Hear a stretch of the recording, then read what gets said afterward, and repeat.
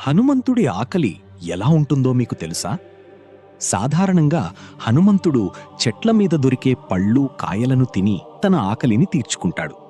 కాని ఒకరోజు సీతారాములు నివసిస్తున్న ఆశ్రమానికి వెళ్లిన హనుమకి సీతమ్మ వండిన వంటకాల ఘుమఘుమలకు భయంకరమైన ఆకలి వేస్తుంది. నేరుగా సీతమ్మ దగ్గరకు వెళ్లి, "తల్లి, నాకు చాలా ఆకలిగా ఉంది. తినడానికి ఏమైనా పెట్టండి" అని అడుగుతాడు. అది విన్న సీతమ్మ చిన్నగా నవ్వుతూ హనుమని కూర్చోబెట్టి అరిటాకు వేసి వండిన పదార్థాలన్నీ వడ్డించడం ప్రారంభిస్తుంది. కానీ స్వామికి ఎంత తిన్నా ఆకలి తీరదు. సీతమ్మ వండుతూ వడ్డిస్తూ ఉంటే హనుమ చిటికలో తినేస్తూ ఉంటాడు.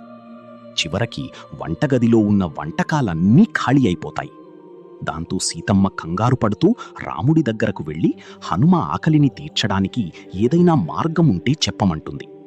అప్పుడు రాముడు, "జానకి, నువ్వు సాధారణ వ్యక్తికి భోజనం వడ్డించడం లేదు. హనుమంతుడు లోకాలను ఏలే ఆ పరమేశ్వరుడి అంశ. చిన్న వయస్సులోనే ఆకలితో సూర్యుడిని మింగడానికి ప్రయత్నించాడు.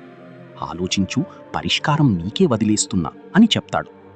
అది విన్న సీతమ్మ బాగా ఆలోచించి ఒక తులసి ఆకుని తీసుకుని దానిపై రామ అని రాసి అన్నంలో కలిపి హనుమంతుడికి ఇస్తుంది.